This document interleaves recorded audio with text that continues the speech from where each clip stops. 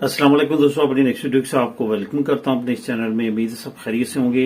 एक अहम अपडेट आप लोगों के साथ शेयर करूंगा जो कि अभी स्पेन की हुकूमत की तरफ से एक डाटा जारी किया गया है, जिसमें डीजीटी का डाटा, अहम डाटा जो है वो शाया किया गया है, जिसका मैंने सोचा कि आप लोगों के साथ अहम लिंक भी शेयर करता चलूं। तो डिस्क्रिप्शन में जैसे आप क्लिक करेंगे, सबसे नीचे जाएंगे तो वहां पे आपको इसका लिंक भी मिल जाएगा।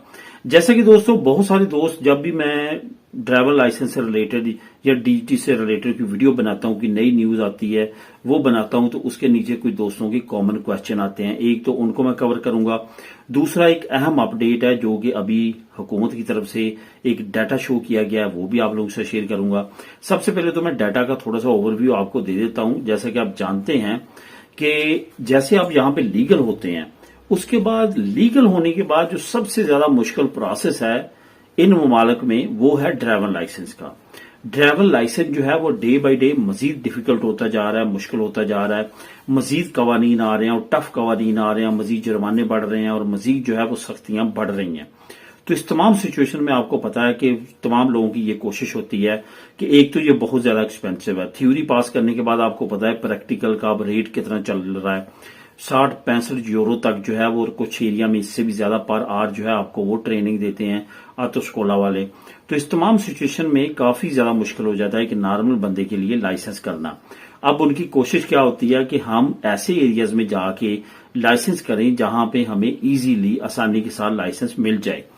तो आज उसी से रिलेटेड एक डाटा लेके आया हूं। उससे पहले मैं आप लोगों के साथ कुछ क्वेश्चन है वो आपके क्लियर करता चलूं। एक तो कुछ दोस्तों का ये कहना है कि क्या हम यहाँ पे डिफरेंट लैंग्वेजेस, जैसे डिफरेंट दूसरी कंट्रीज है वहां पे आप कर सकते हैं, तो यहाँ पे क्या हम जो ड्राइवर लाइसेंस है वो किसी और लैंग्वेज में कर सकते हैं?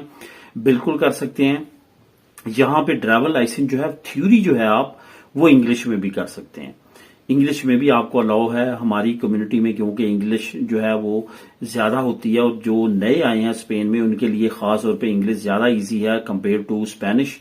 तो आप थ्योरी जो है वो कर सकते हैं। लेकिन यहां पे मैं एक बात जरूर कहना चाहूंगा कि थ्योरी तो आपने इंग्लिश में कर ली, लेकिन आपकी स्पेनिश इतनी अच्छी होनी चाहिए।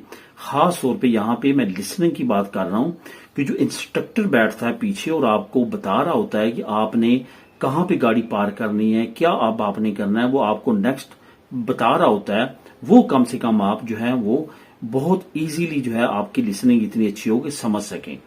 अब वो आपको कहे कि पार कर लो दोंदे पोए दे, और आप उसी वक्त जो है वो कोशिश करना शुरू कर दें। छोटी सी जगह पे शायद आपने ये समझा कि वो मुझे पार्किंग का कह रहा है और वो आपको कह रहा है कि परकार लो दोंदे पोए दे, मतलब कि जहां पे मुमकिन हो वहां पे परकार कर लो। वो ये नहीं कह रहा कि अभी यहां पे पार।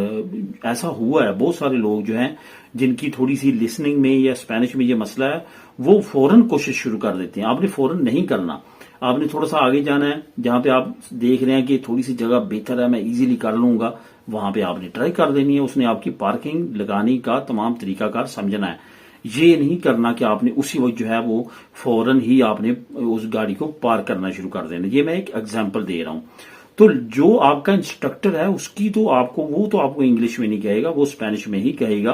तो इस वजह से आपकी जो लिसनिंग पावर है वो अच्छी होनी चाहिए। स्पेनिश का ना हो, आपको होनी चाहिए, फिर ही आपको जो है वो फायदा होगा थ्योरी जो है वो इंग्लिश में करने का। और ये याद रखें कि थ्योरी 2 साल के लिए होती है। उसके बाद अगर आप 2 साल के अंदर अंदर थ्योरी करने के बाद ड्राइवर लाइसेंस प्रैक्टिकल भी पास नहीं कर पाते तो दोबारा से आपको थ्योरी दोबारा देनी पड़ती है। तो ये एक चीज आपने जहन में रखनी है। उसके बाद जो नया कानून जारी किया गया यूरोपीय यूनियन के साथ साथ स्पेन में भी, कि 16 साल में आप जो है वो लाइसेंस मोतो का कर सकते हैं, उसकी इजाजत मिल चुकी है, और 18 में जाकर आप फिर बी लाइसेंस कर सकते हैं। तो ये भी एक क्वेश्चन था जिसको मैंने कवर किया था और इस पर वीडियो भी बनाई थी। अब बात करते हैं कि हुकूमत ने क्या डाटा शेयर किया है।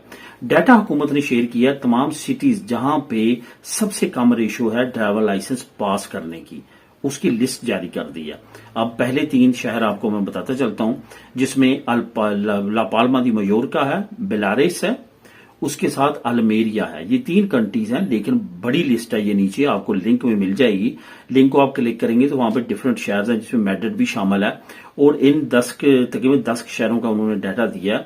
इसमें अच्छी बात जो मुझे काफी हैरानकुन लगी, हालांकि बार्सिलोना भी बड़ा मुश्किल है ड्राइवर लाइसेंस करना, इन शहरों में बार्सिलोना का नाम नहीं है।